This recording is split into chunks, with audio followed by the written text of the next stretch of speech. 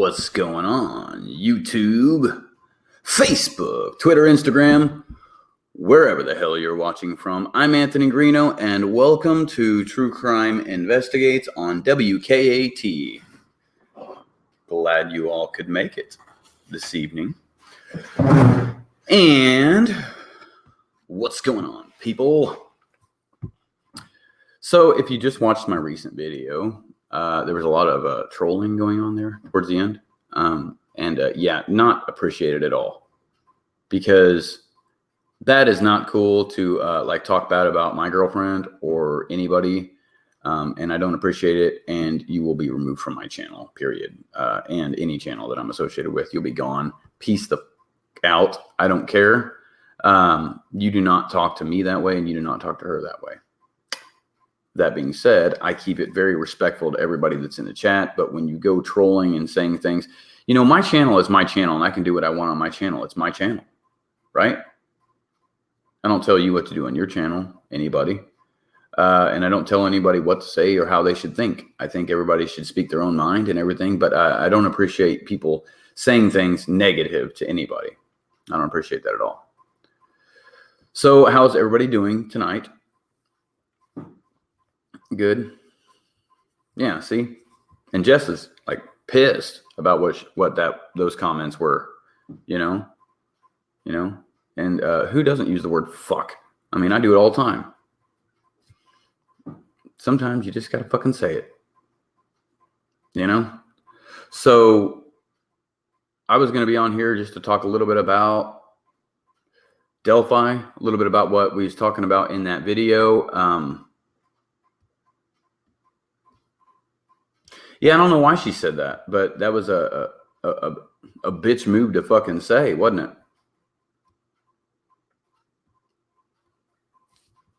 it? You know, it's crazy. That was absolutely crazy. So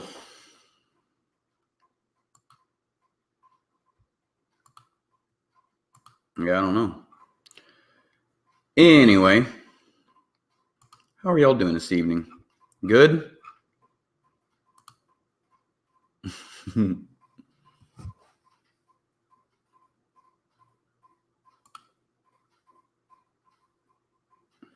Yeah. You know? And I try to say that, you know, don't give in to the trolls, because and I try to explain this to Jess is like, look, when you get in on just people being trolls over on my channel and stuff, when you get on YouTube or when you make yourself public and stuff like that, you get a lot of haters and stuff like that. You get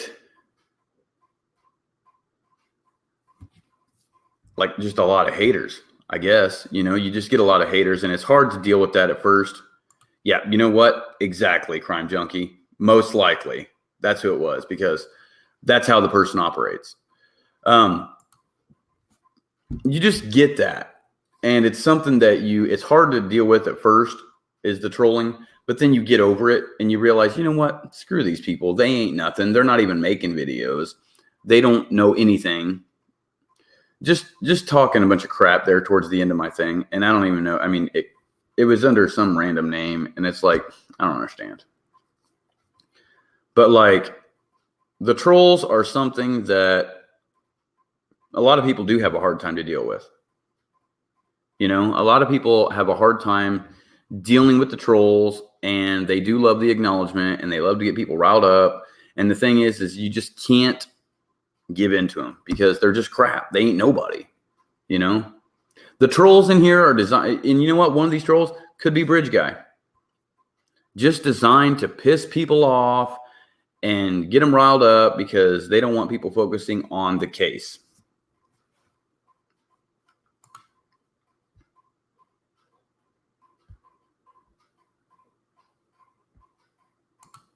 You know?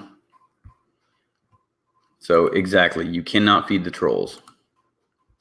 So it is what it is. But I was wanting to get on here and talk about like some good points about what Jess and Sully was talking about at the campsite. Was that what if where do you think the bridge guy is now? Is he around Delphi? I seem to think he is. They seem to think that if they were him, that they would be long gone by now, that they would be out of there, you know, like way gone,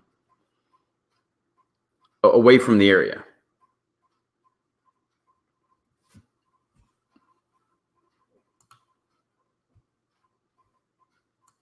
You know, what do you guys think?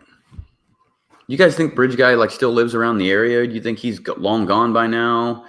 My opinion was that he feels that no one can recognize him and no one has. And so he feels that he's untouchable. Killers tend to return to the crime scene. Exactly. And like Jess was saying, that's a serial killer mentality. You know, that's someone who's like cherishing that, wants to relive that, think about that, remember that day. I think that's why they had trail cams set up there on Ron Logan's property for a while, pointing at the area that the bodies were found. He's near a 25-mile radius. I believe so too. I firmly believe that. You know, I firmly believe that the person is east of Delphi.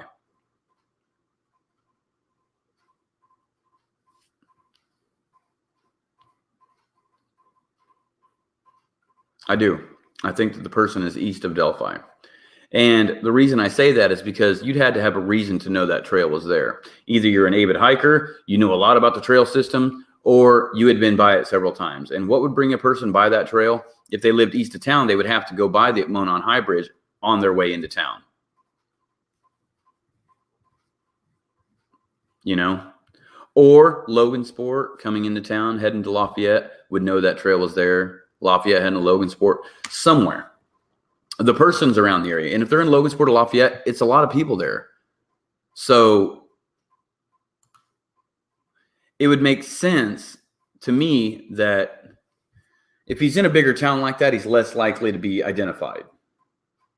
But if he's in Delphi, you'd think he would be identified. But if neither sketch looks like the man, then how would he be identified? And he may know that. He may say, you know what, that video looks nothing like me. No one knows who I am. No one saw me with that coat on that day or whatever. You know?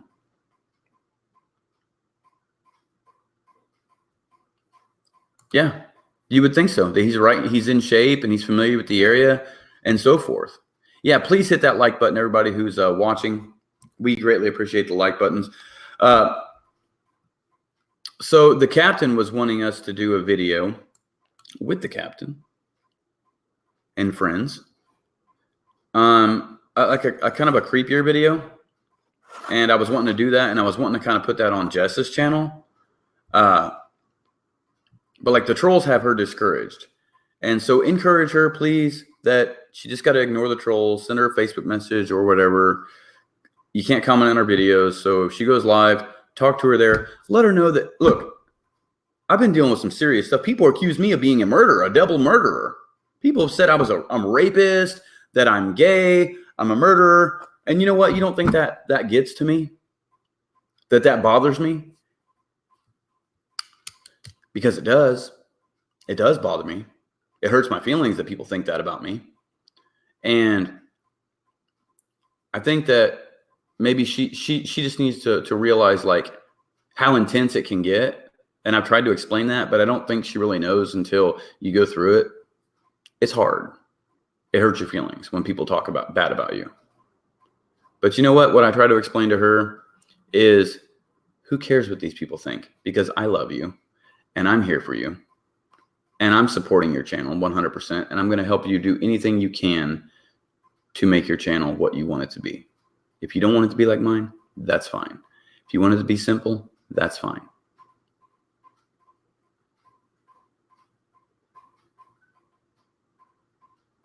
So thank you for the support. And I hope that everybody reaches out to her.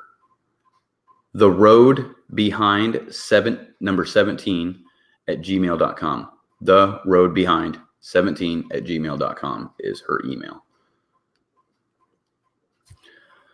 Let her know how much you guys appreciate what she does. And yeah, of trolls.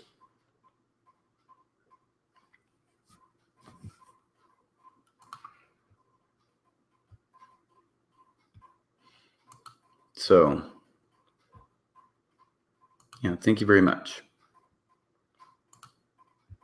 Yeah, and anyone who accuses me is a complete idiot, you know, so.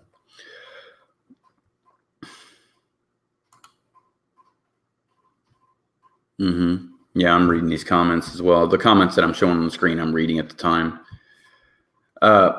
So, yeah, we wanted to go do a video with the captain, and we wanted to make it a cool video, and I think that it's kind of up the scary alley, and it's a really cool story.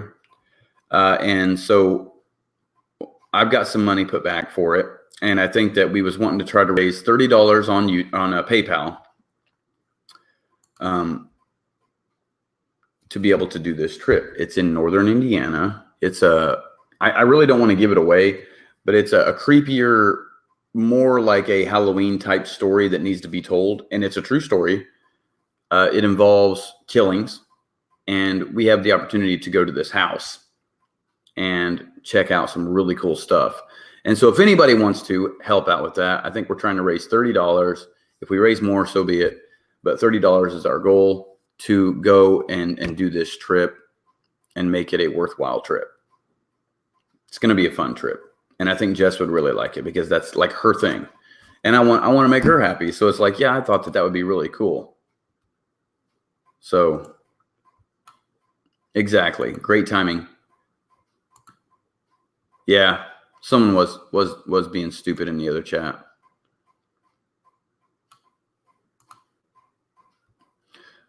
So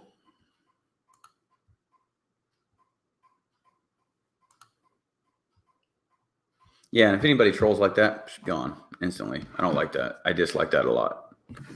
It's horrific that people would do that. You know, so my message to Jess is forget the trolls. I love you. Forget the haters. They're junk. They don't mean anything to anybody. Forget them. No, not the captain from True Crime Garage. It is the captain, Captain Howdy. If you guys know him as that. He's changed his name to the Captain. And well, they was just saying like Jess is taking over my show and they don't like her and stuff like. She thinks she knows it all. You know what? No, I'll tell you this. She can't think she knows it all because I know it all. I know it all.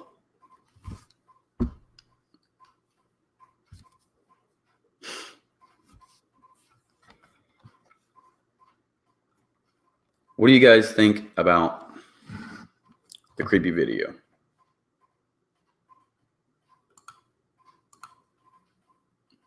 Would you guys like to see that? Because I would like to do it. And I was kind of wanting Jess to be here. She's not here right now, but I was kind of wanting her to be there to talk a little bit about the story in. Okay. So as you guys know that we did that video on her channel about the story in, and I was wanting her to talk about it. So I don't know if I should say this now or let her talk about it, but we got information about, remember the owner like had died or whatever the day that we went there? Like he died, you know? Like he died the day we went there, which is absolutely insane.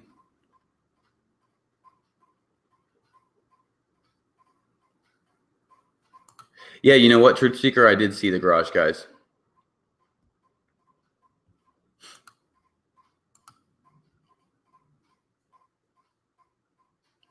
But anyway, so the owner died when we went there.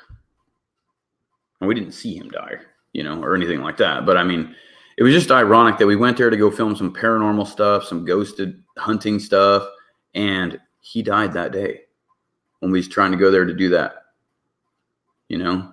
And it was intense because, I mean, that was just something that you really wouldn't think, you know, about happening the day you go there. Like, I don't know. That was just intense.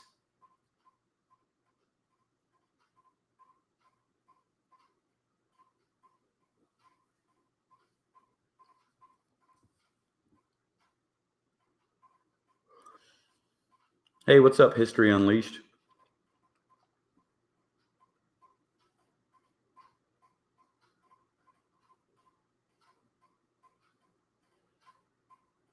You know what? I can actually play the video that we made for her. If you guys would like to see that about the story in and get a better understanding of what he's talking about. But yeah, he died the day that we went there. So, and once I play that, hopefully Jess will be back and we can talk a little bit more about it. If she's not back, maybe I'll talk a little bit about it. But yeah, I'm going to play the video. This is a video I made for Jessica. I'm going to play it on here and let you guys watch it. Give me just a moment. Let me go find it.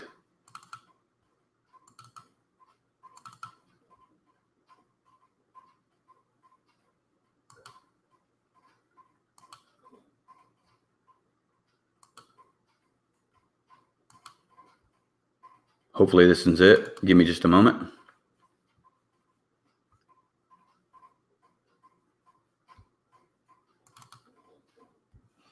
And I will find it.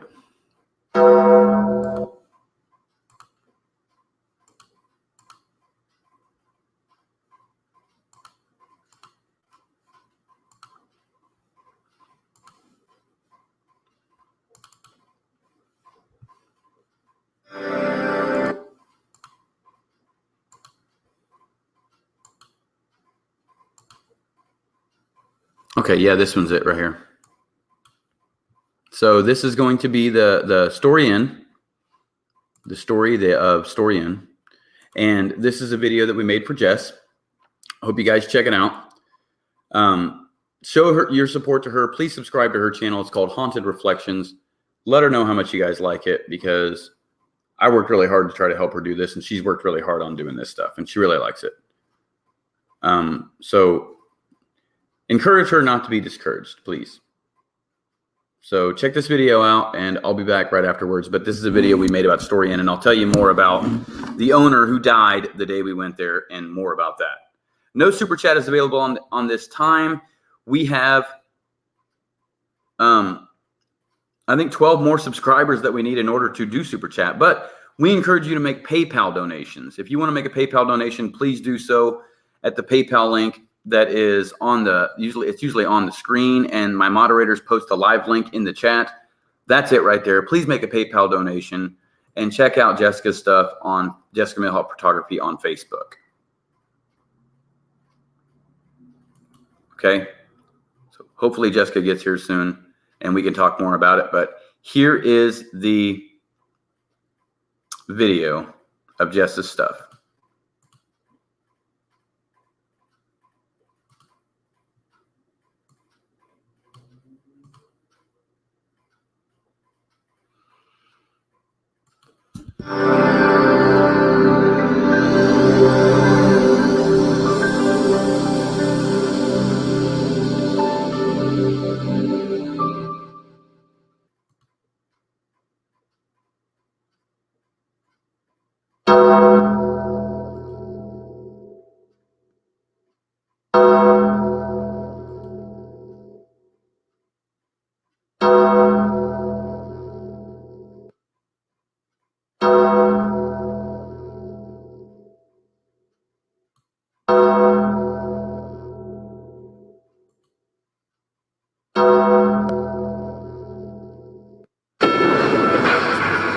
As I lay me down to sleep, I pray my soul is mine to keep, and never step outside this bed, never into all the evil, now back from the dead. Are you scared?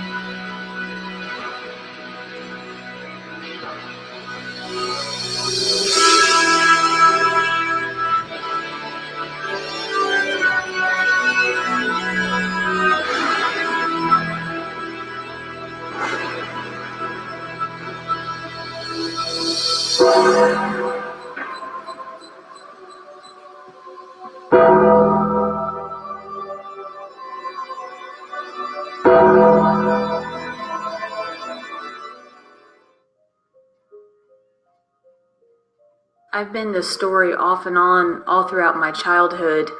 My sister and I would go out there quite a bit for, the month of October. We'd like to go on these little journey or adventures and check out some local spooks and haunts. And story's always been that one place that has a reputation for being haunted. Well, Story's known for its isolation. For one thing, the location, it's surrounded by the Brown County State Park, Hoosier National Forest. It is a very isolated place, but it is also known to be haunted by the Blue Lady. I believe the Blue Lady to be the wife of Dr. George Story, who at one point used to own the town of Story. I've not actually seen the Blue Lady, even though she is the main person or what Story is sort of known for as far as the hauntings go. I've not actually encountered her. However, I have encountered what I believe to be Dr. George Story. If I am getting my facts straight, there's a photo that I saw, and he was standing right next to her. I believe it to be her husband. This is the gentleman that I encountered in the back, right outside of the garden. Oh. That guy there? I'm not familiar with who's in that photo. Is there anything down there about it? Well, I've seen, it sounds weird, but, I've seen this guy here before. Oh, okay. And what's weird is, it was one of the first times I ever came out here, I thought I saw, a man that looked like that. Mm-hmm. And didn't put two and two together till I had come back and saw that. I saw his photo on the wall, and I was like, that's the guy that I saw. One of the ghostly apparitions I saw, supposedly. Okay. So. Well, I don't know who they are on that photo. I don't know if some people say that the Blue Lady is a wife or mistress of Dr. Story, who is the founder of the town. Oh. And I have up to now, I've not seen a photo of Dr. Story. I've actually asked about that, so I wanted to see the guy. There's the actual garden area. There was a day my sister and I went out there to do a tour. It was in October. It's been a few years ago. And it was after dusk, so it was dark. And we had done a tour inside the building and outside. At this point, we were cut loose to do whatever we wanted. We were walking the perimeter outside, and my sister and I had separated. And as I'm walking towards the garden, I just got that feeling like maybe there was someone behind me. And as I turned behind me, I see this man. Clearly, I could tell he was from a different generation. It looked just like the man in the photo that I saw on a separate date. And I didn't feel threatened. I didn't feel like I was in harm's way or anything. I was a little spooked, but not completely and utterly afraid. It was just a feeling of knowing that there was someone behind me, and I did see him. This is the guy that I saw when I was here with my sister at night. This is supposedly one of the guys that used to own the property. Never knew who he was. I had seen him once before, and then one day I came back and I saw this guy. I do have a few photos from a camera that I had, the kind where you have to take the film to get developed. And I had snapped a few photos on one of these bridges right across the street from the building and captured some weird apparitions.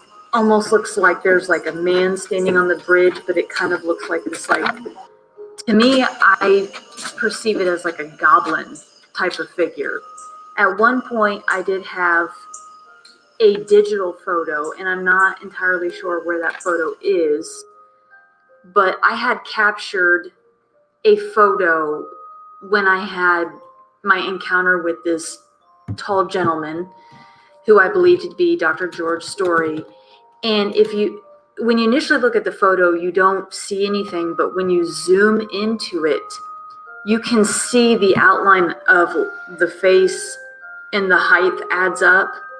Now, I didn't know who this guy was until I had gone back to Story on a separate date and saw his photo hanging on the wall and made the connection that this must be Dr. George Story. So Rick is or was the owner of Story, the town of Story. I believe he owned the place for 20 years.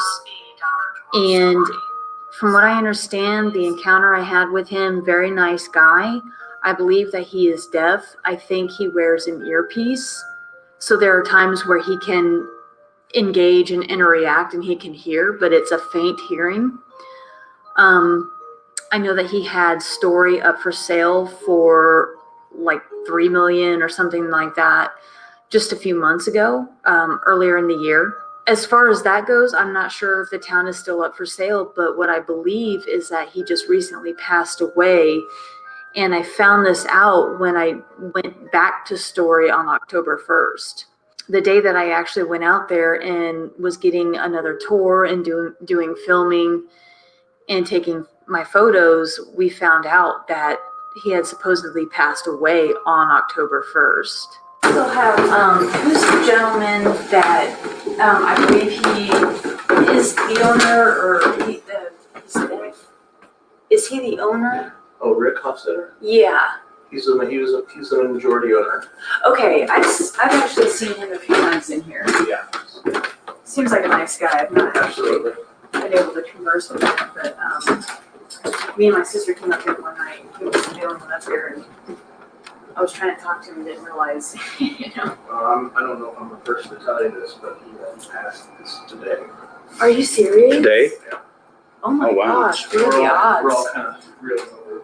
Oh my goodness. So anyway, I wish he was here to say hi. I don't. Oh my gosh, what are the odds? I'm so sorry to hear that. Thank you. The blue lady and the believer both have balconies. Mm-hmm.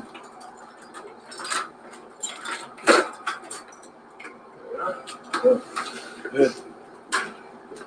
This is a pretty modest group. Oh, this is nice. Yeah. Yeah, this Or is beautiful. Beautiful.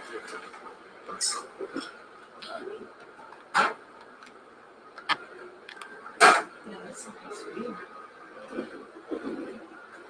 That's where other on the blue house. Oh, okay. Were those the people outside that we talked Two to? of them. Yes. Oh, okay. Cool. Jacob's in the maroon and his wife is black. Okay. Cool. I think we'll check downstairs. So, the guy that he's talking about that passed away, Mhm. he was one of the main owners of Story, actually. And the guy said that he passed away today.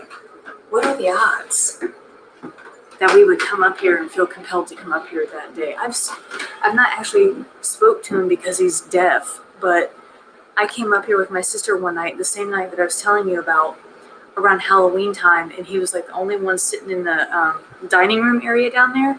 And I was like, hey, you know, can we come in and do a tour? And we were like, why is he not talking to us? And then he turned around and was like, because he's deaf. And then somebody had to tell us, hey, that's the owner. He can't hear. So someone else ended up giving us a tour, but he was really nice. He was like waving to us and stuff. And so what did he just tell you? That he passed away today. One of the main owners of the Story. There's the blue lady's room. It was him. Rick Hofstetter. Yeah. Get his photo. Wow.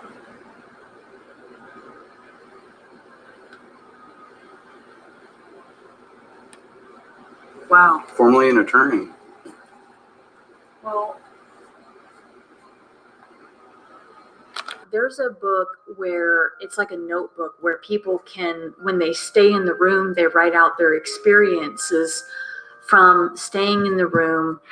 And from what I understand, people from all over the world who have stayed there have had the very same experience from the blue lady, and they write about it. You can read about it. You can go back through this book and you can see and read all these different stories from all these different people.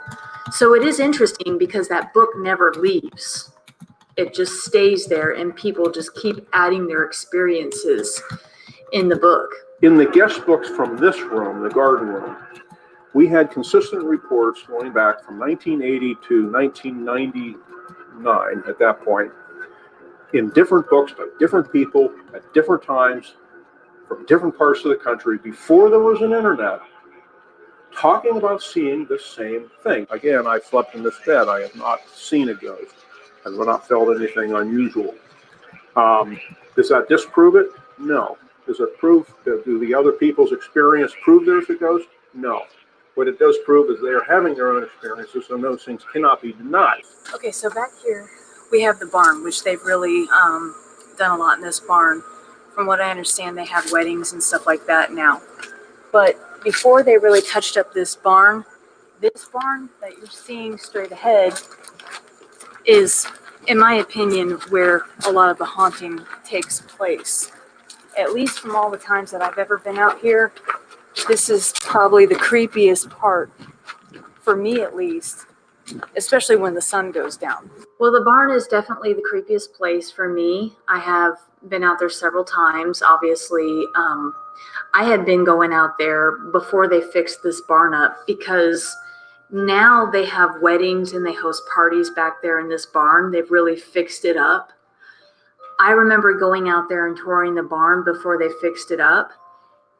And for me, it's the creepiest location in Story. It's the creepiest area. They've turned this place into, they have parties and weddings and stuff like that back here. This barn hasn't always been touched up. They've basically done a lot in this barn. I have photos of this barn when it was completely run down.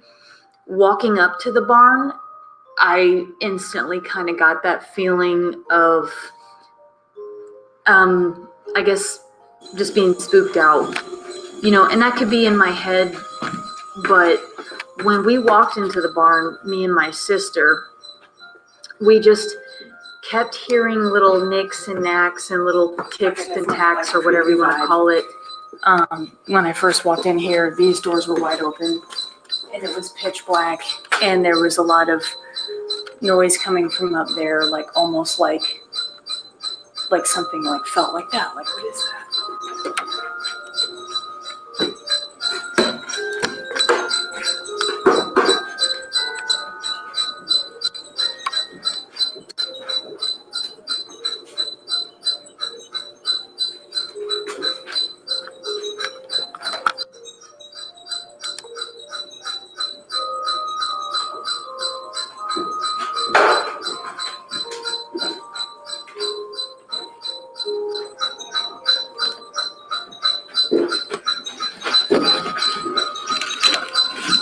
So yeah, this is it. This is where I got the creepiest vibe, for sure.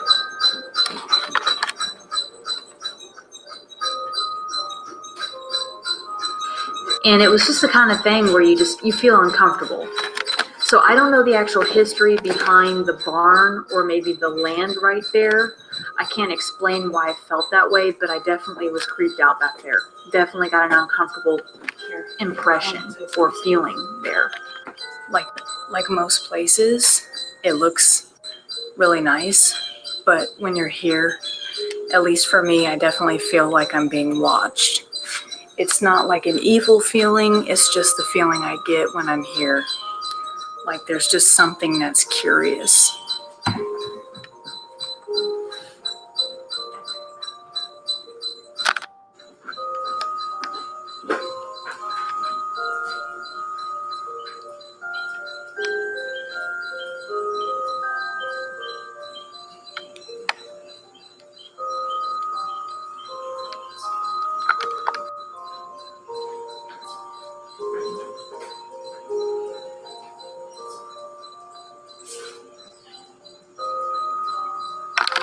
From what I understand, Story used to be a general store, and that's kind of the history behind Story. It was just a place where you could go and get general stuff, kind of like when you think of a CVS or whatever. And it's in a very isolated place. cut off by any kind of main attraction or anything like that. It's a beautiful place. It's a place that they've really fixed up over the years. They host weddings there. They're really, I believe they're really trying to turn Story into almost like the town of Nashville, which is right outside of Story. It's going to be this getaway place where people can go, kind of like when you think about Gatlinburg and places like that, but it's so small. It doesn't compare to Gatlinburg in size. The population, I believe, is only 3. If that gives you any kind of idea of the size of this place. There is a bar, there's a tavern downstairs.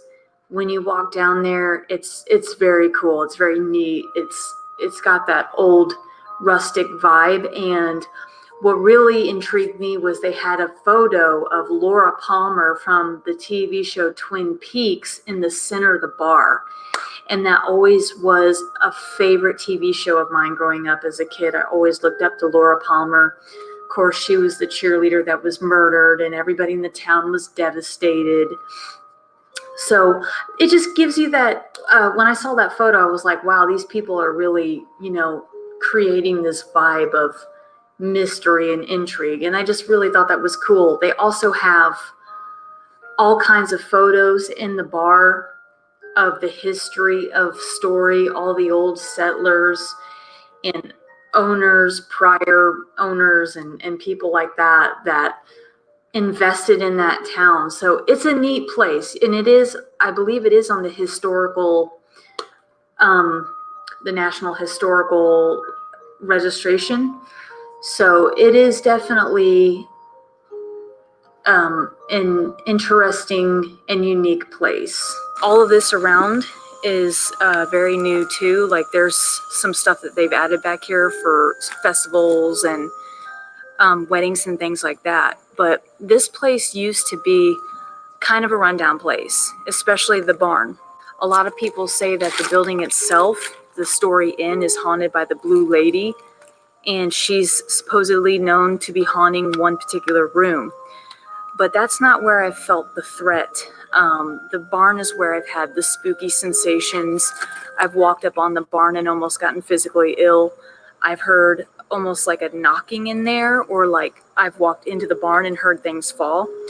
So I've been here several times with my sister over the years, and it's just been in the last couple of years that they've fixed this barn up. And they've really turned it into, from here it doesn't look as spooky, but you definitely get that vibe out here for sure.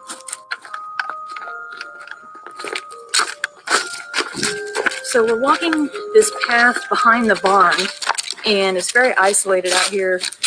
I'm not entirely sure what all of this is, but I'm assuming this is just another portion of what they are trying to make this a wedding venue. Because if you look at it, it looks like they have the archway and the seats. So I'm assuming this is what they're trying to do to reinvent the place. And because this stuff wasn't here before.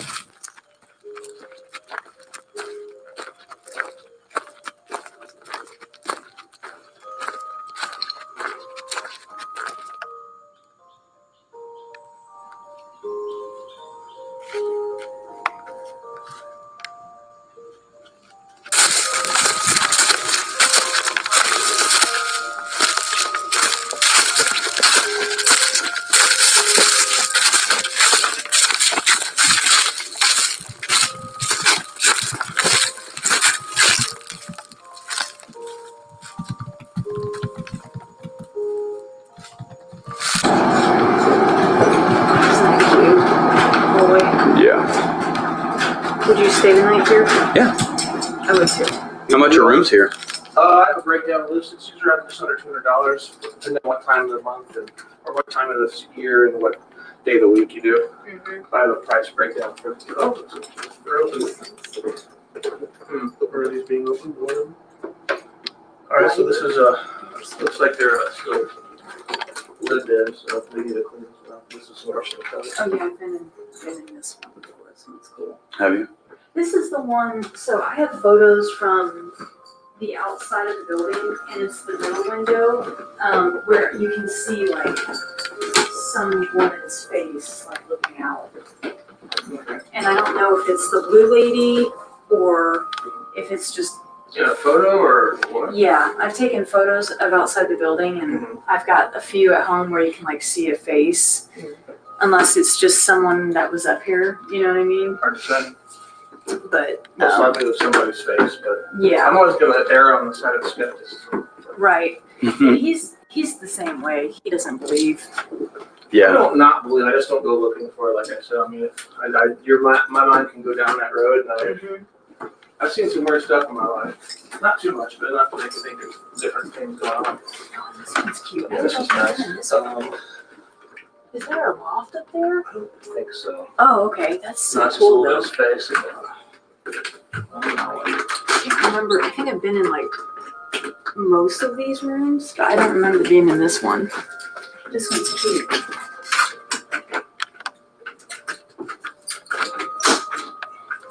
There. Oh, cool. Sometimes, as you Go can ahead. tell, we just smoke from the downstairs, outstairs, some good stuff. Right. Oh, wow. So this is right above the bar. Oh, that's cool. Is that an extension over there? That is the old mill loft. That's a room up there. Downstairs is a small event space. Someone's in there tonight, otherwise I think go. Right.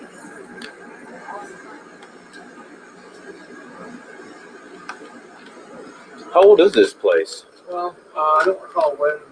I should have my facts together, but I don't. This building, the first version of it was burned in 1915, and they did a 2-story version, I think, that same year. Wow. Same dimensions, though. Right. Don't recall. The town, we always use the date 1851 is the founding of the town. That's when the land grant was signed. Mm-hmm. That's when we started building the first part of the town. I can show you what that piece of. We have either a copy. I think it's a copy of the land grant from the president at that time was Fillmore. Oh, So okay. way back. Cool. Pre Civil War. Right. Yeah, this is a cute room. I like it. Let me turn this light off. That's everything over here.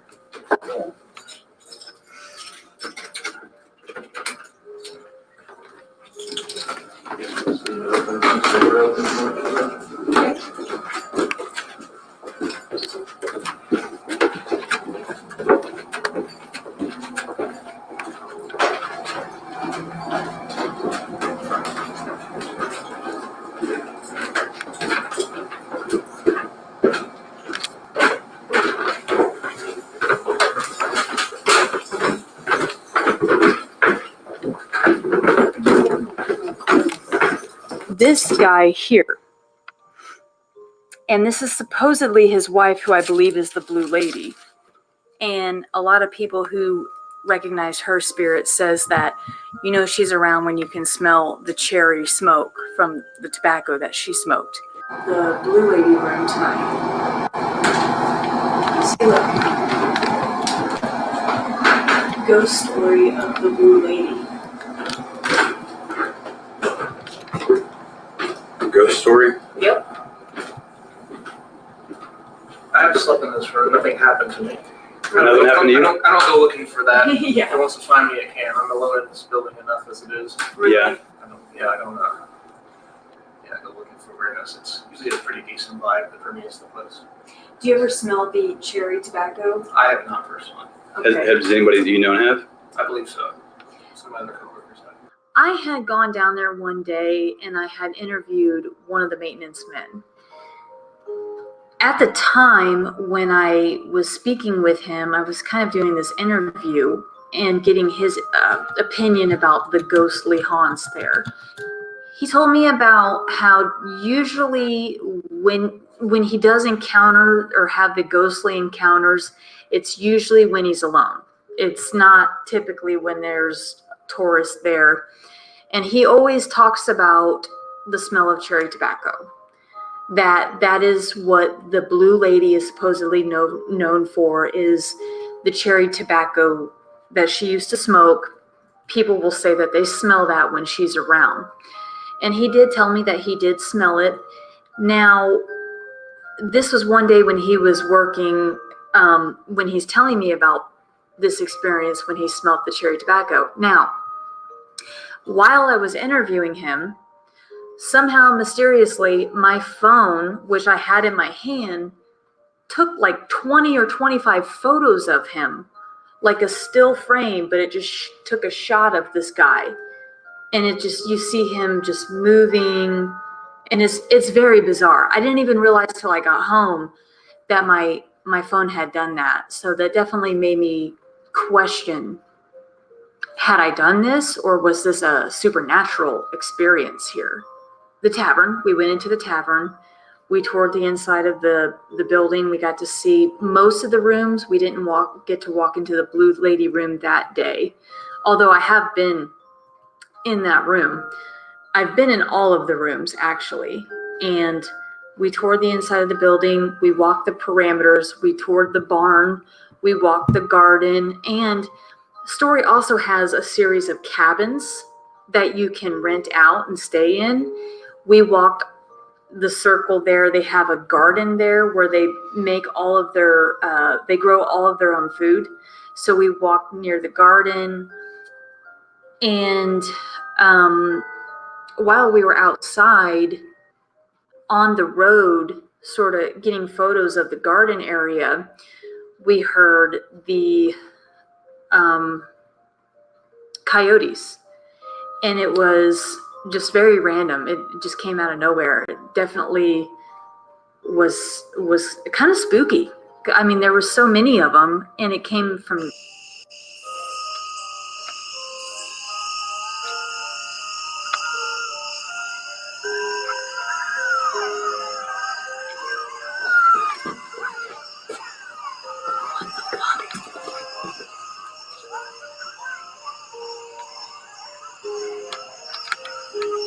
Coyotes? Coyotes. Holy shit. See if we can see them. Probably won't be able to.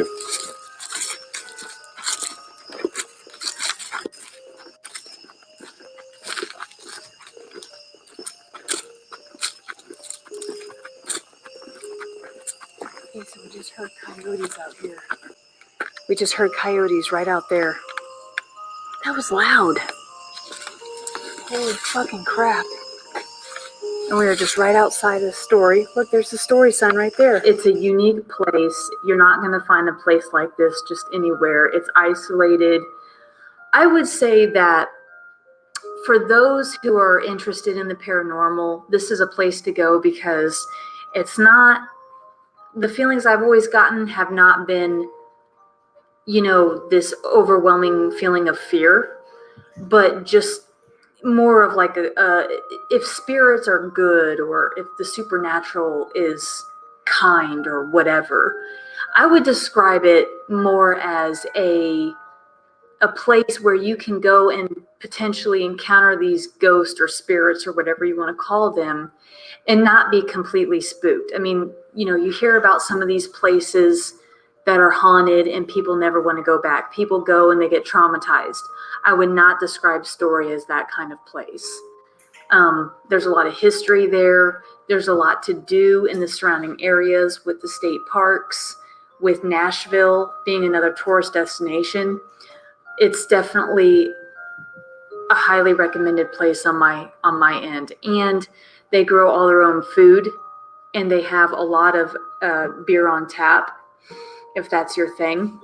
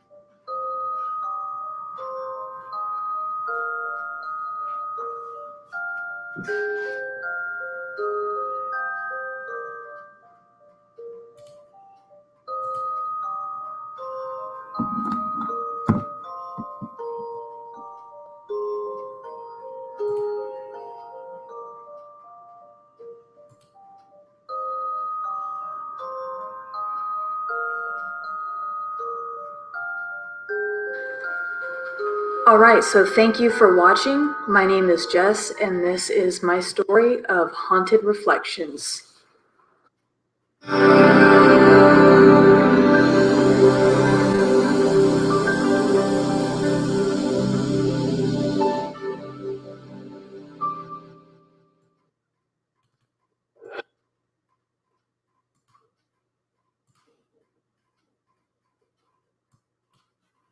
So that is Jess's PayPal. If you guys want to make a donation to her, you can. I was wanting her to be here to talk about this, but she's out doing something. So she's not here. So I guess I can't. I mean, she can't talk about it. But so let me tell you a little bit about the owner. Okay. Rick Hofstetter died the day that we went there. And what's really weird to know is that he killed himself the day that we went there. He shot himself in the head. So, kind of weird, kind of creepy. If you think about it, since we was there to do like some paranormal investigations type stuff, very, very creepy. We didn't go to the funeral or anything like that because we don't really know the guy or anything like that. And it's been in the news and stuff like that, but they haven't said anything about suicide, but we do know some people who know his daughter, and we do have the information from that. He was 63 years old, and he had the property up for sale, and it's just like he must have been going through some stuff because the property was for sale for $3.8 million, and it was just kind of a weird scenario. So his obituary is posted online. It's Rick Hofstetter, and it's just it's crazy that happened, that he killed himself the day that we happened to go there, and had no idea that was,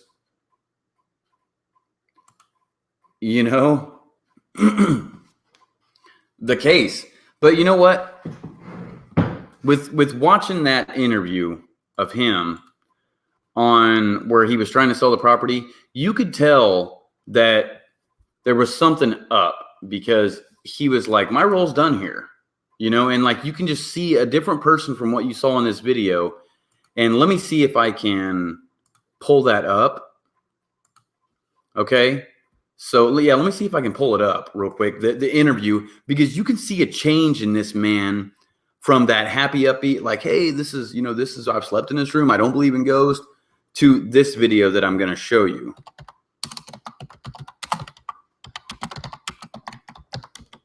All right. So let me go find this.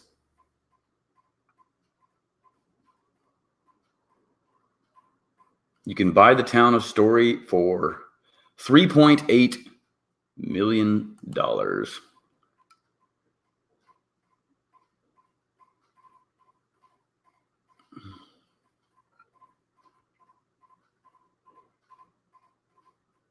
Okay, so let me see if I can find this.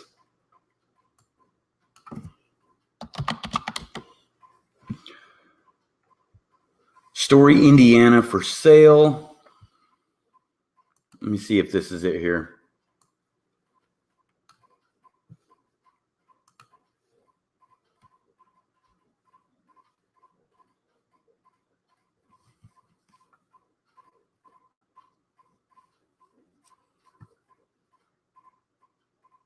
This may be it right here. Probably have to watch an ad, but let's watch it.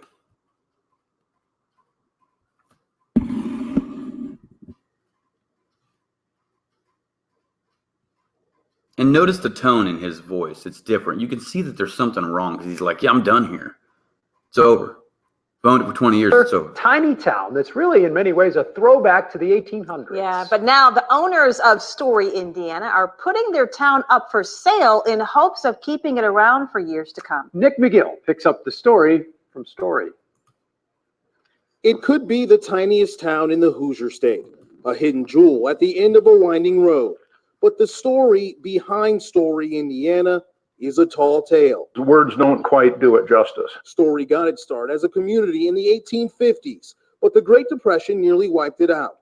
Fast forward to 1999, and Rick Hofstetter bought the town at a sheriff's auction, pouring in time and money to bring it where it is today.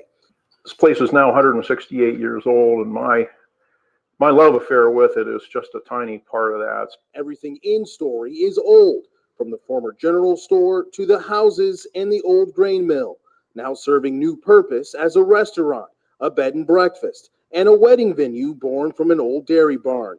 This is not a reconstruction of an authentic little town. It is an authentic little town. Its simplicity is what's magical about it. Okay, thank you so much. Tens of thousands of people flock here each year, from festivals to the odd day tripper. Hofstetter says part of the town's appeal is that it's far removed from modern society. There's no TVs, it's Wi-Fi optional, and cell phone service is spotty at best. That's the way he likes it. Visitors like it too. You know, each little, place that you see has a story. But now Hofstetter and his partners are selling. He doesn't want to, but he knows he needs to. He says he's getting too old to take care of this place like it should be. So he's selling to keep the legacy going. That's It him. needs the protection that it deserves. And that's really what it is. It's a transition. A transition of ownership, but hopefully preservation of everything else. The town needs to be put into protective ownership, figuratively wrapped in bubble wrap, okay, and protected for future generations. While the town is on the open market, Hofstetter says he's only looking for one type of buyer, someone who loves this place like he does and will keep it going for generations to come. In Story, Indiana, Nick McGill. So that was Nick McGill. That is not the article I was looking for. I'm pretty sure it was Channel 13 that did it.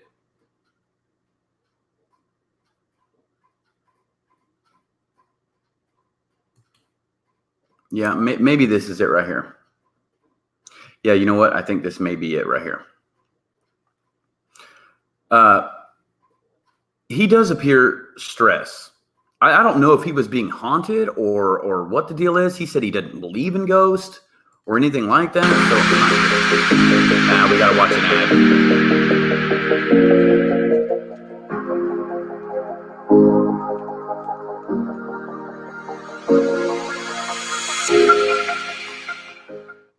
What's my role here? Well, my role is over. Okay, I've had 20 years. Okay, this is the article I was talking about. Notice his change in what he was saying. It's like he was all happy and cheerful about the place. Now he's just like, what's my role here? My role's over. Okay, you can see a change in this guy here. So watch this again. What's my role here? Well, my role is over. Okay, I've had 20 years. I put my stamp on it. Yeah, that's Rick Hofstetter, who says he bought the town of Story out of foreclosure 20 years ago. And now, as you heard, he says it's really time for someone else to take the town into the future. Yeah, this is a town in Indiana for sale. Kevin Rader tonight has the story from Story. It's not every day you find a town like Story, Indiana, population 3. It's a historic district on a National Register of Historic Places. All right. And it's now for sale. It's not every day that somebody gets to buy a town. I've had that experience. I want to live long enough to sell a town. There is quite a story here at Story. It all started when President Millard Fillmore signed this land patent in 1851. Rick Hofstetter entered the picture 148 years later, February 14, 1999. That's how my love affair began with it. Yeah, Valentine's Day. For the last 20 years, Hoosiers have been coming to Story to get away from it all and stay in one of these cabins. What'd you think? Fabulous. I'd move out here tomorrow if I had the means. Very tranquil. Okay, it might be tough getting a cell phone to work here. If you go to the rooms, you're not going to find a television in any of them. But we encourage people to, drink in the experience. Now, to clarify this, the town of Story itself is what's for sale, 17 acres in all. But the Story Inn itself is not. The Clements would move here in a heartbeat. 3.8 million. You could do it. Yeah. Yeah. Not today. The business will have the same relationship with the town as Macy's does with the mall. Okay, it'll be a tenant. And we offer lease payments. So whoever buys this will take with restrictions, but there'll be some cash flow. What are the restrictions, you ask? Well, he wants the spirit of Story to stay. That's a real place. It's not a make-believe place. And there's somebody out there will see real opportunity with that. And they won't want to change its essence. I love the barn back there. That is just amazing. Yeah. Nice place for a wedding. It's very nice. Now, we're already married, so we don't need that. So what's next? I truly, truly believe that this is the most beautiful spot in the state. We're sitting in it right here, right now. Surrounded by the Brown County State Park on one side, the Hoosier National Forest on the other. And it's for sale. In Story, Indiana, Kevin Rader, Channel 13, Eyewitness News. Isn't that interesting? That the man would kill himself the day that we happened to go there. I find that kind of creepy. Kind of coincidental, maybe that Jess wanted to go there and said, you know what? We should go to Story, Indiana. And I sat there and I said, you know what? Let's go then. Let's go. Let's go to Story, Indiana, and let's go and tour this place, because I don't believe in ghosts. I don't believe in the paranormal, but I'm game to go places. We're still going to Bobby Mackey's later on. This is stuff that she likes to do, and it's stuff that I support her in, because even though I'm a skeptic, I'm like, I want to see it,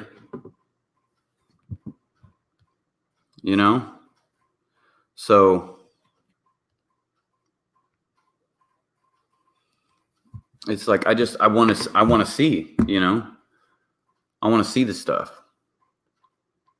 And so I was hoping that she would be here to talk about Rick and tell you what she thinks about that, because she's more into that kind of stuff than I am. But yeah,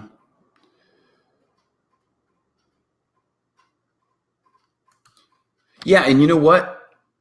No, he did it before we got there. It happened earlier that day. We got there around 6 to 7, did the tour and stuff. And he had actually done this earlier in the day. Because the guy told us, he's like, yeah, I don't know if I'm the one that's supposed to tell you this or be the first to tell you, but he passed away today. And then we found out, by his, ultimately from his daughter, I guess, that this had happened. Crazy. And he doesn't believe in paranormal. That's what the weird part is. He even said that in the video that we was talking about. He didn't believe in it. So it is very strange. It's very sad. It's interesting at the most that something like that happened. So if you guys want more spooky, scary stories, on the screen talks a little bit about, we're trying to raise $30 to go to a place in northern Indiana with the captain for another scary video, a true story video, a true crime, true story video. It is a crime that happened. It is something you can find on Google. I'm not going to give it away because I don't believe in like telling our story before it happens. You guys can donate to that and we can try to figure it out. What is my take on it? My take is that it's coincidental. I don't think that he killed himself on the property. Then again, I don't know, but I don't think so.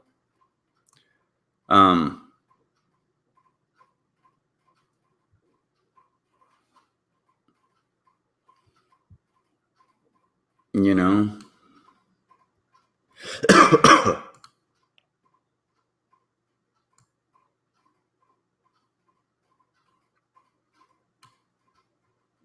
do I now believe in something out there? I do not. I didn't have any experience while I was out there. Other than the fact that that was really coincidental that happened on that day. Now, she's had things out there that she's said has happened, but I haven't. Okay. And even one of the girls there that had said that if you want to see something weird, this is the place that it'll happen. But if you're wanting to see it, you probably won't.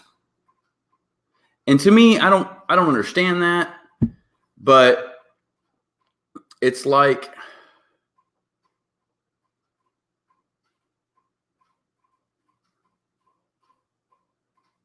I don't know.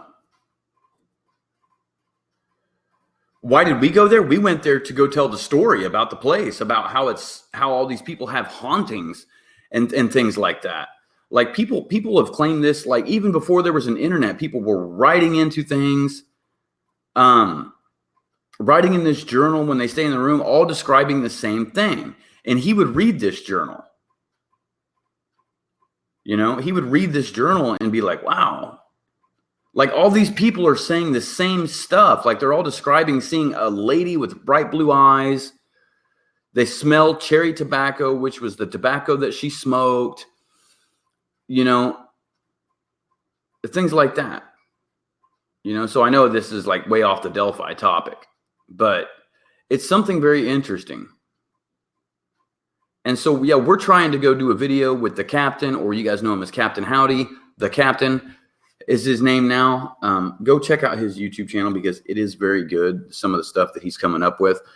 And him and I talk a lot. We talk on the phone a lot. We want to go do this story because it is crime related. It is a crime that happened. I did not smell cherry tobacco.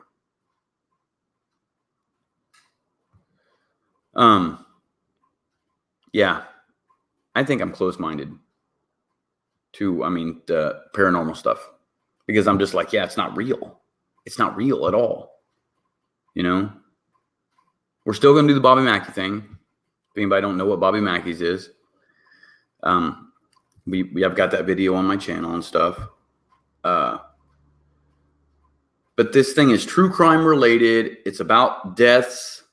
It's a weird situation. It's just a creepy situation. We have the opportunity to go into this house and check out some weird stuff. And so all we're seeking is $30 to help raise for the travel cost because it is kind of a distance from where we are.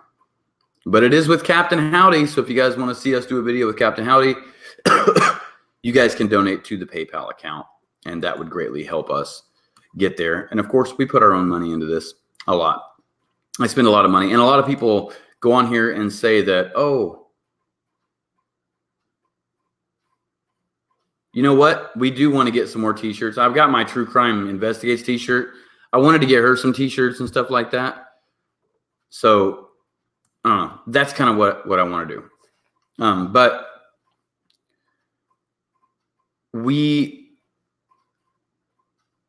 I don't know. Anybody that says that I profit off this is wrong. YouTube doesn't pay a lot. Think about how much money I spend going to these places and doing this stuff. How much gas money it takes for us to go places.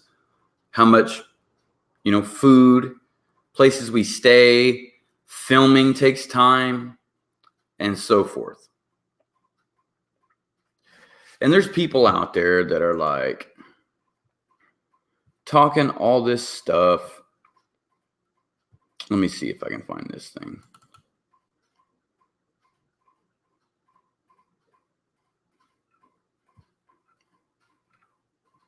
Let's see if I can find this article.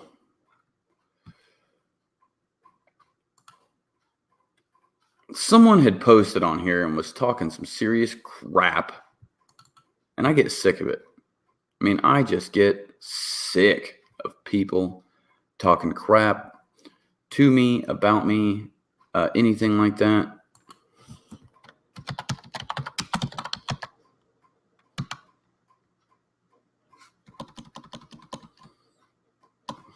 Let me see if I can find this. Give me just a second. I got to see if I can pull this thing up.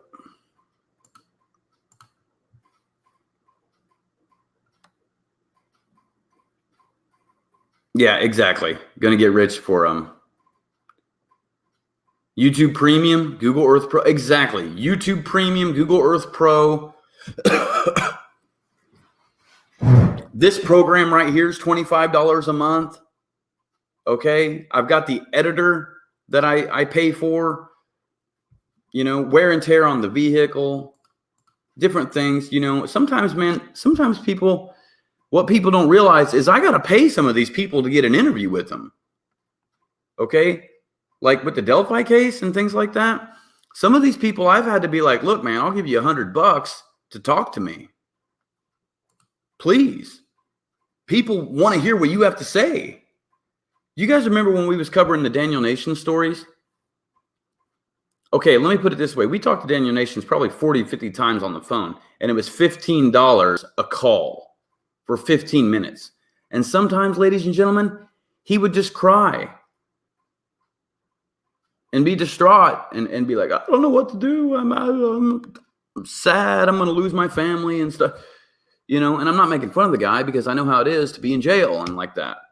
But it's like $15 a call, speak to him over 40, 50 times. Think about how much money that is.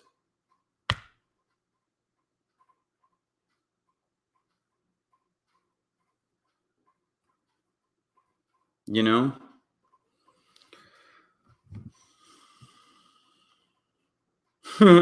That's funny. Yeah, that is funny. If it was me, yeah, right. I would never do that. I'm looking for this thing here, so bear with me just a second. See if I can find it. People was talking, upsetting me a little bit. Oh, here it is. Found it.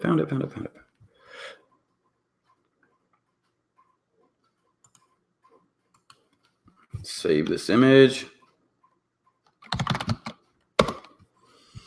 And there it is.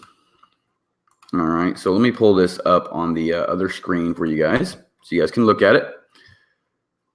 Keep my mind open and something might happen to me. It's hard to keep a mind open, you know? Yeah, and there's people that make thousands of dollars on YouTube. You're right. My experience and viewpoints, you're right. And the places that Jess and I goes is places that we want to go, you know?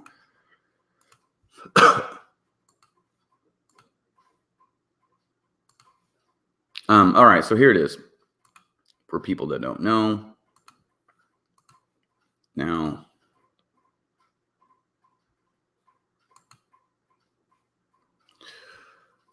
someone says, you're a professional videographer? Yeah, I find that hard to believe. Okay. And this is an article, and this has since, the studio has since moved over to Delphi. But right here, professional briefs. This is in a newspaper in Carroll County. Anthony Greeno has opened Greeno Productions, video production and photography studio at 21 South Center Street in downtown Flora, a Carroll County native. Greeno is a 2003 graduate of Twin Lakes High School. He began working in the video production, he has been working in video production since 2006. Currently, Greeno Productions is open by appointment only.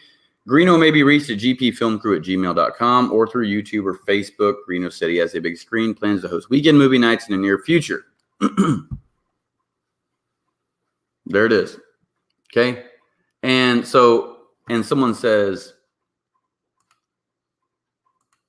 like, I'm doing it with like a cheap, like $10 camera from Walmart. You know what? This camera is like 250 or okay, brand new when this camera was out, it was like $600, $700. Now it's like 200 and something because they got a newer one out. They got a few newer ones out since this. But you know what? I've got multiple cameras, GoPros. I'm trying to get a drone so we can do stuff. And you know what? Yeah, the phone, it's been taken care of already. So I wouldn't worry about the phone. The phone has found its way to where it needed to go. It had nothing to do with the girl who was missing. For people who was wondering about that, like, did you find that phone? Was it the girl who was missing? No, the girl was found. I did talk to her mom. She said she didn't own a phone. Okay, but the phone has made it to where it needed to be. Okay, so sayonara, phone. It found its way home. So no worries about the phone. The phone has been, there it goes. It's done. We do plan to do that spooky video and stuff like that. So I'm hoping that we can raise the funds to go do that, because we want to do that sooner than later, because we've got some stuff coming up here in a couple days.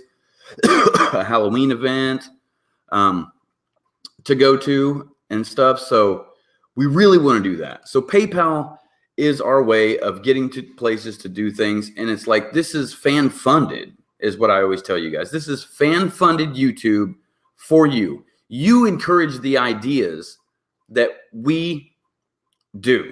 Okay, this isn't something where I'm like, hey, I'm making all this money. No.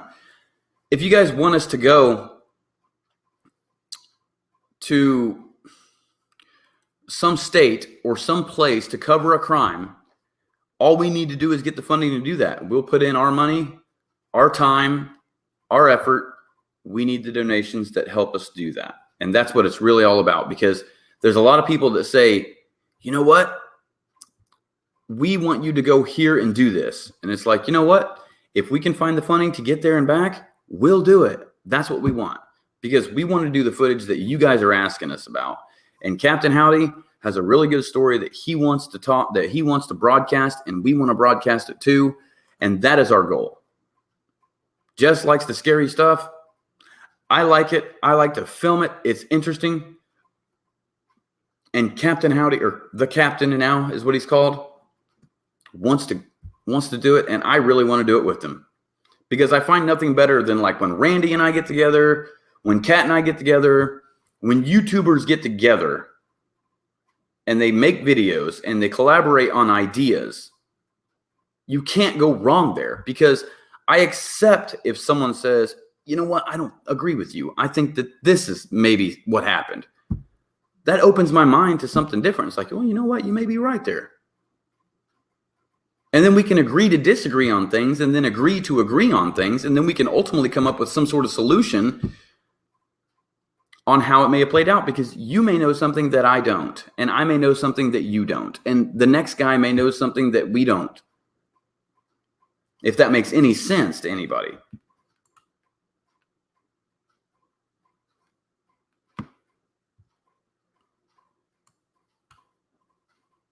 Yeah, okay, Waverly Heights or whatever, Waverly Hills. Already talking about that.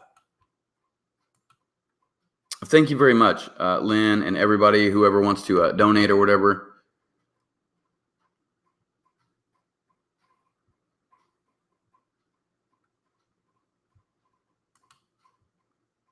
A little bit of both. About the owner, I put the word out to find the owner, and then the owner found me.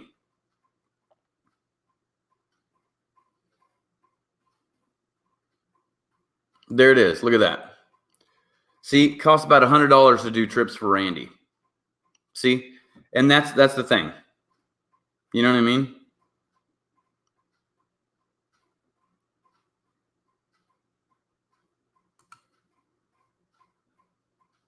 You're right. And I don't name my person of interest, James, just because the person could be watching, and they have been tipped into the tip line.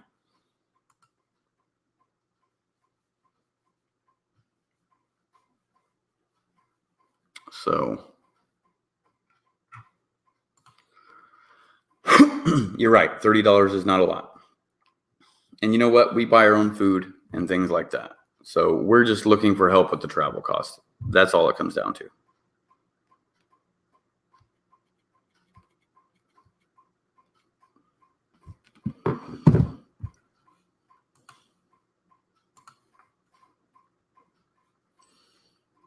So what do you guys want to talk about?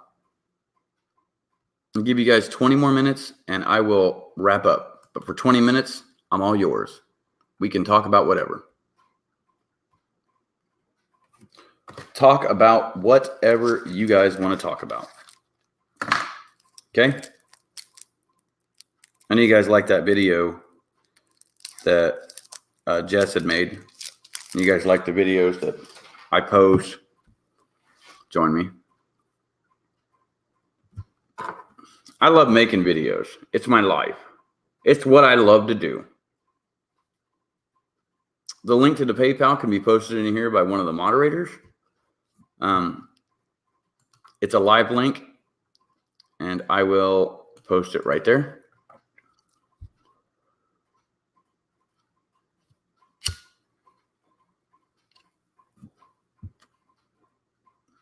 You were good, kid, real good.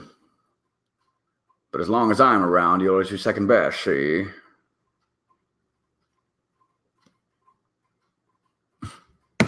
Sorry, I always remember that, like The Mask or whatever. Payback.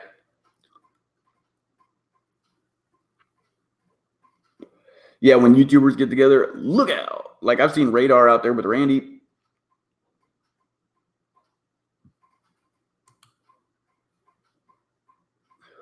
Hey, Radar, hit me up on, send me a message on Facebook. Just send me a message on Facebook. Michael usually does his shows at a different time. I'm going to be helping him edit a video here soon.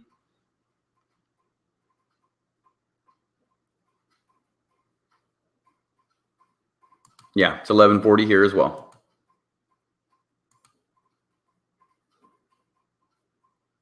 Wow. Maybe I should do impressions. I'm great at those. You know what? Sometimes I do a lot of impressions of people or whatever. It is kind of funny. A lot of people think I'm real funny. And you know what? I try to be funny a lot. But it just comes natural, I would say. Being in front of the camera is natural to me and so forth. And you know what? There it is. Okay. There it was. We don't know why there's been no what last video was it so grainy? Shouldn't have been grainy.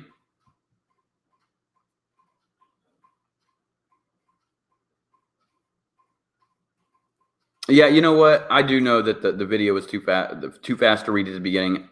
I did that on purpose.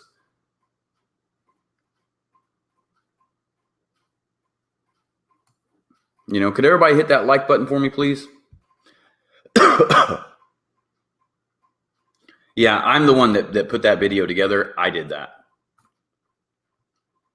Why the Delphi Murders has been so difficult? Yeah, I can tell you.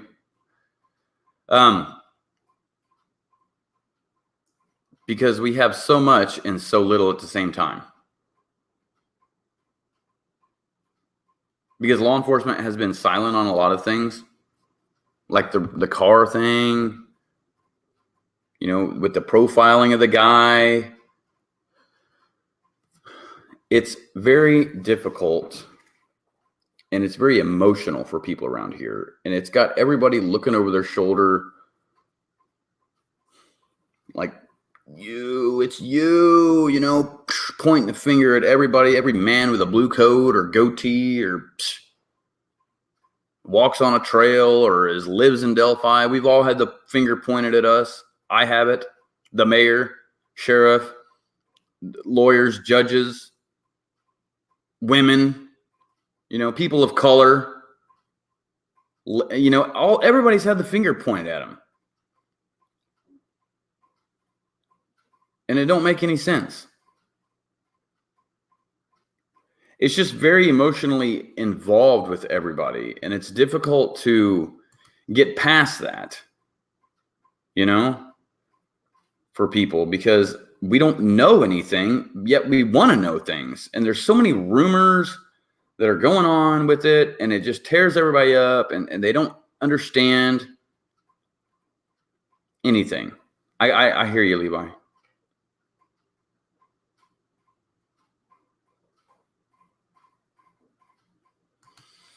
That's what I don't get.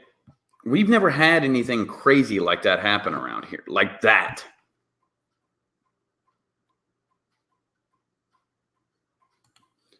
Well, I talked to the captain a lot about that, and he asked my opinions on it.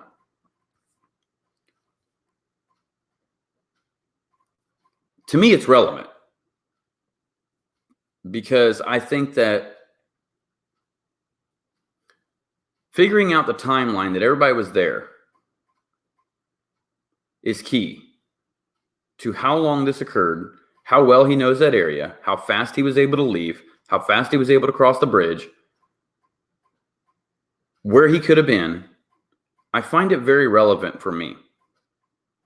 Now, we could say that now in my interviews with law enforcement that you guys will be getting, you guys will see some interesting stuff about where the sketches come from.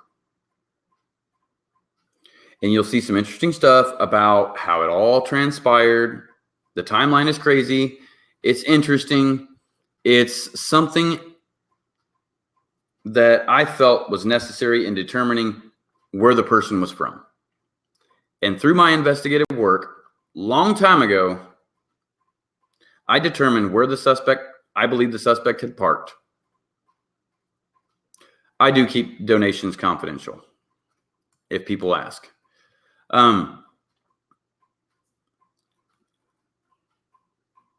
I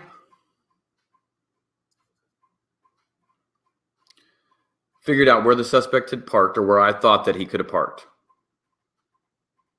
back in 2018. And I mentioned that in a video. And guess what? 9 months later, law enforcement said the same thing I said. How was Cheyenne brought into the picture? She took a photo there around 3 o'clock. The flannel shirt guy saw her.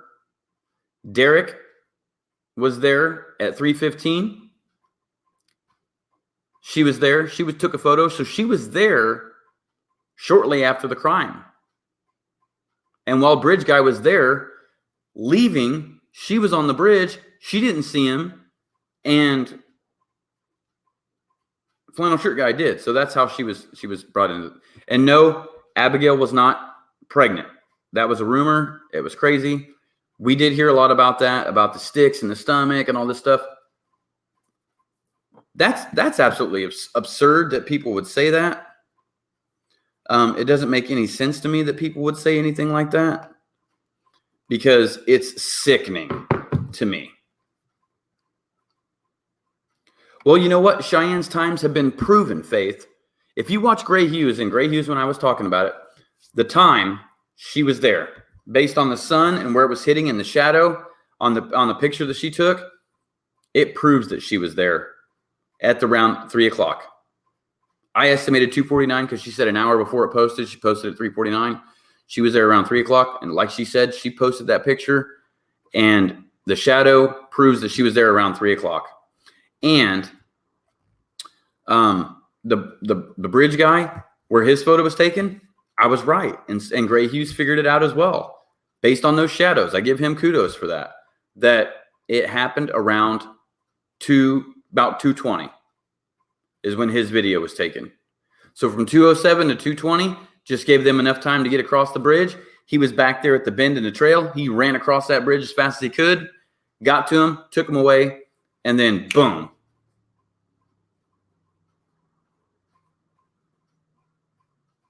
And did his crime.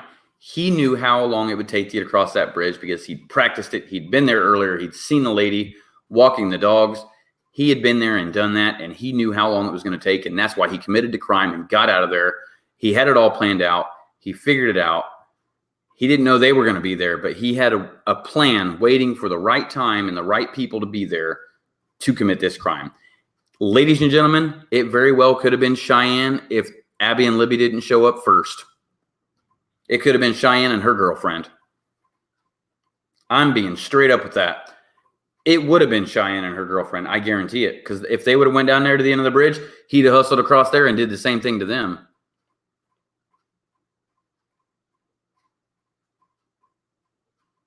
The guy knew his way around. He knew the area. He tested the waters. He knew what he was going to do. He planned this. This is premeditated.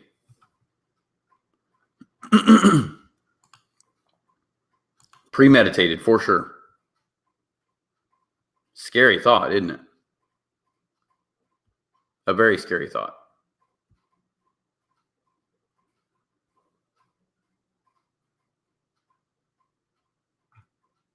So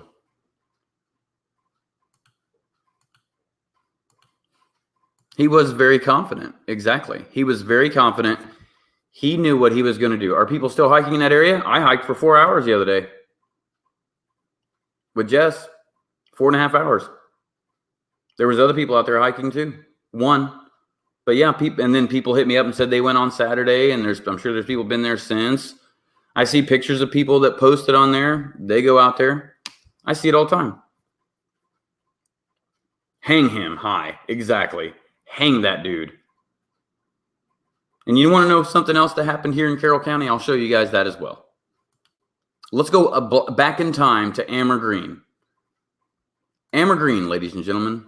I wanted to show you guys that because you know what? It's well worth seeing, and I'm related to the victim in that case. How ironic, isn't it? We're going back to the 1800s now. 1800s. WKAT. Kokomo. Watch this. I want you guys to see this, and I want you guys to see this is what happened back in the 1800s in Delphi. We made this video, and I could do much better on this video now, but check this out. Yes, I have Carol. I've already got it all done. LaFlawn, no. LaFlawn, no. But yes. The other one, yes. So just check this out. Watch this. This is Carroll County back in the 1800s, and I'm related to the victim, Luella Mabbitt. Kokomo.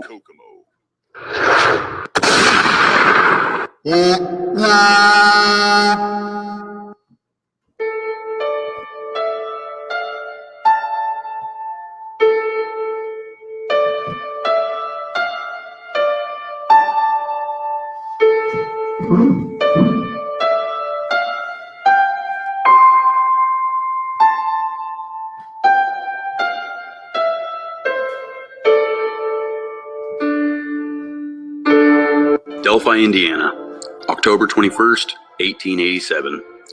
At about midnight tonight, those of our citizens who happened to be on the streets were startled by the appearance of a large body of men making their way into the city. It needed no second glance to tell that they were bound on a mission of death. Quietly, they made their way to the county jail, and after stationing guards to each avenue approaching, as they proceeded to break into the doors of the sheriff's residence, that official was awakened by the crash of timbers as the doors were crushed in, and came out. When the leader of the mob demanded the keys to the prison, the sheriff refused to deliver them, and he was taken in band by other members of the organization. A sledgehammer was then brought forward, and after a few hard blows, the locks dropped to the floor. Entering, the mob rushed directly upstairs to the cell rooms and made an attack on the locks there.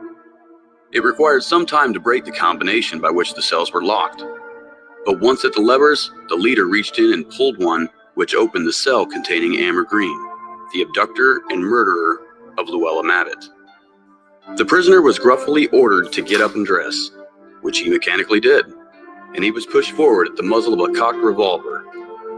When the outside was reached, he was placed in a covered wagon in deadness, and the crowd moved off. The mob consisted of 180 men, all armed. The men made little attempt to disguise themselves. Each wore a handkerchief over the lower part of his face. In addition to the regularly organized mob of a crowd of probably 100 men was near at hand. Before reaching the city, the Avengers had tied their horses on the outskirts and proceeded into the city with nothing but the wagon in which the murderer was placed. Their destination was stated to be Walnut Grove, a locality which is near where the crime with which Green was charged was committed. Some of the mob remarked that they would torture Green and make him confess. Green realized that his time had come and maintained the stolid indifference which has characterized him since he was captured. The mob was composed of Cass and Carroll County men, and their determined manner left no doubt that they intended to forever settle questions as to Amber Green's fate. They took him to a point about 8 miles south of the city, and soon after the report was received that he had been lynched. Green was brought to Delphi Tuesday from Michigan City, where he had been for safekeeping. Yesterday, he was arraigned before the court, but a flaw was found in the indictment against him. He was remanded to the jail to await the action of a special grand jury. William Walker, who was confined in another part of the jail, charged with being an accessory of Green in the murder of Miss Mabbitt, was secreted in the cupola of the jail residence by a deputy sheriff when the mob broke in after Green. The crime with which Green was charged was the abduction and murder of Luella Mabbitt, living near Young America, with whom he had been keeping company. They quarreled, and one night in August 1885, Green went to the house and demanded to see her. After some parleying, she went out walking with him and was foully murdered. Her remains were found in the Wabash River near Lafayette. Green made his escape, but was finally captured in Texas and brought back for trial. The photograph you witness here was taken by a photographer for the local newspaper. For the town of Delphi, justice was received. Exactly 130 years later, 2017, evil has returned. And justice? Well, justice awaits. In Carroll County, we'll get justice.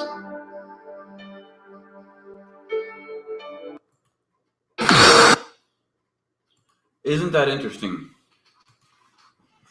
Isn't that interesting? Exactly 130 years later,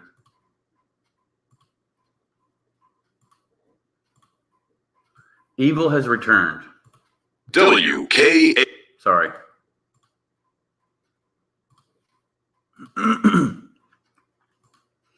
That's him hanging. Right there. Ammer. His name is Abner, but they call him Ammer. That's him right there.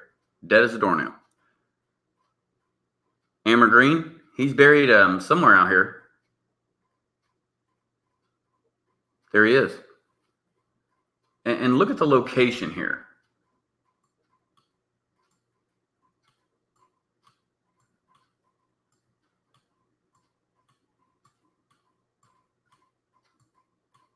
Okay, there's where he was hung. There's where they were killed. It's not far from each other at all.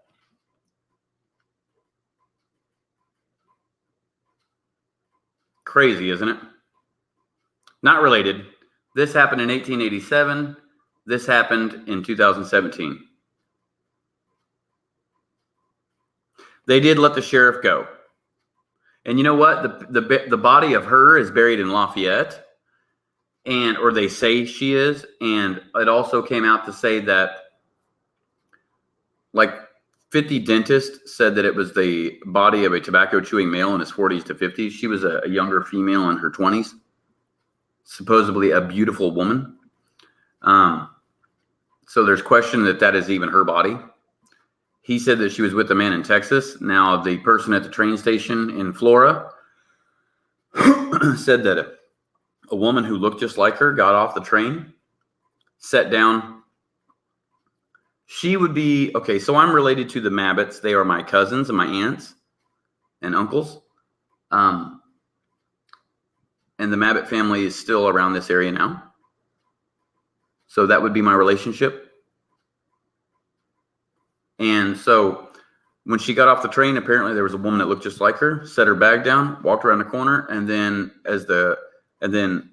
I guess the bag was still laying there sometime later, and they never ever, the conductor or the person working at the train station or whatever went to pick up the bag, and it said Mabbit on it, and they never saw the woman again.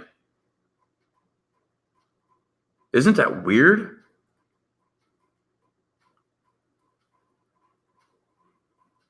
That's weird.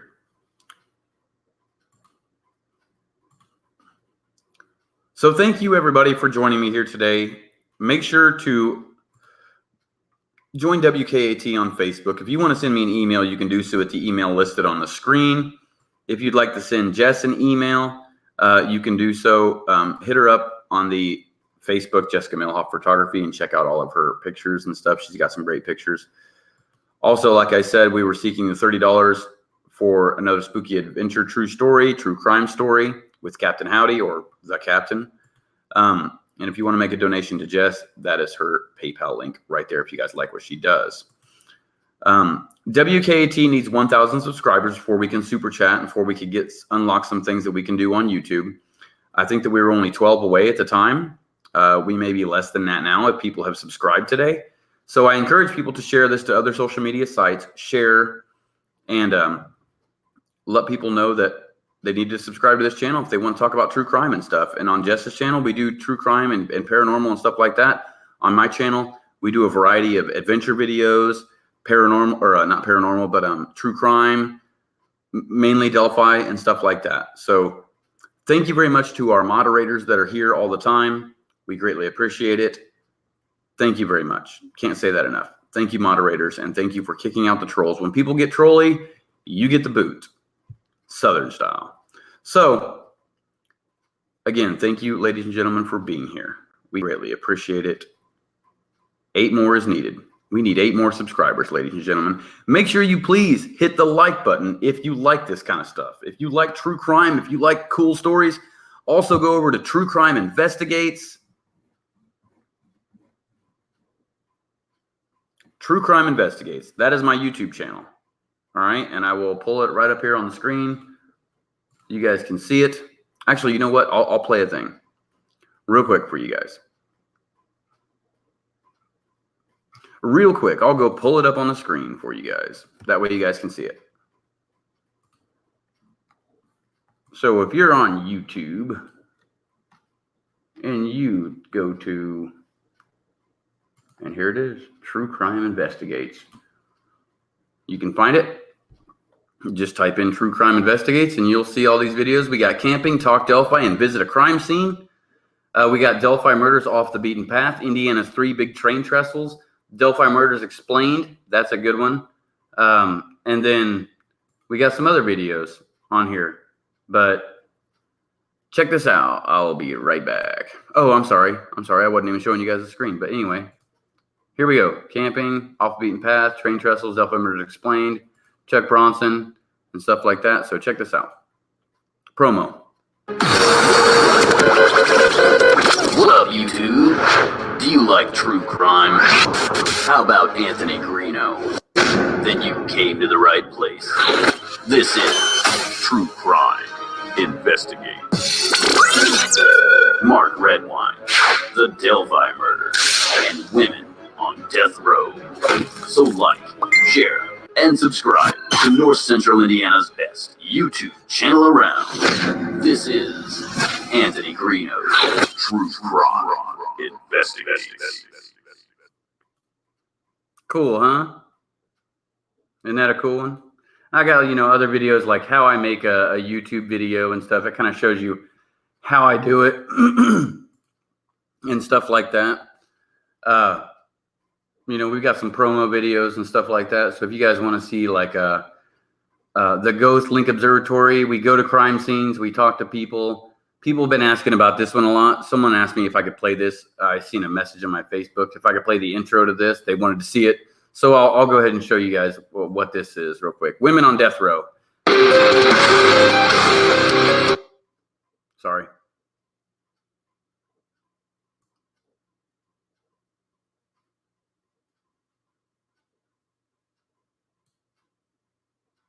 Here we go.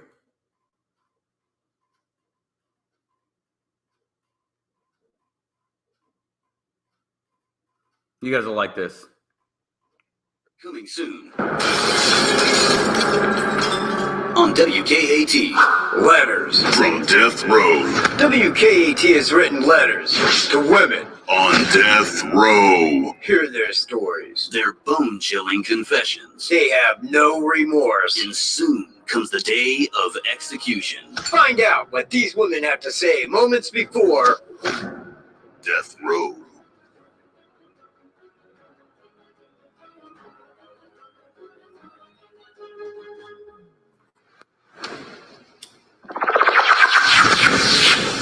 And now, a sneak peek at WKAT's newest program, Women on Death Row. Introducing Krista Pike.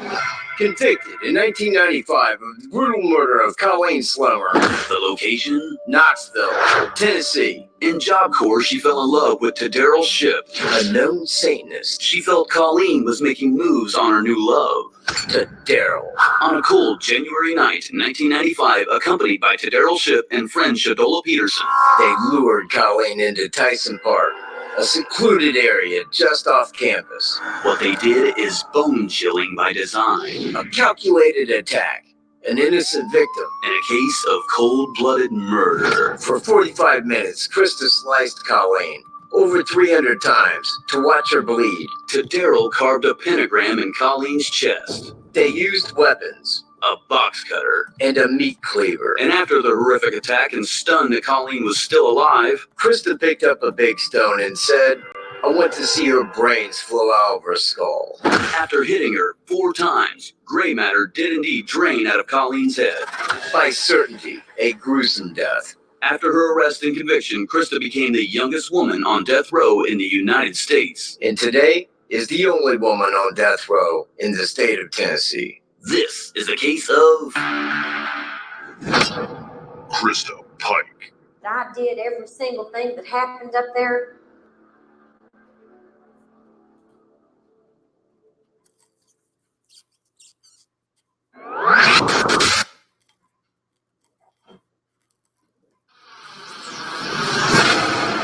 Today on True Crime Investigates, Anthony Greeno is covering women on death row. These women are ruthless, cold-blooded killers, hardcore to the bone. And tonight, we're gonna find out just who is the baddest bitch on death row. This is True Crime Investigates.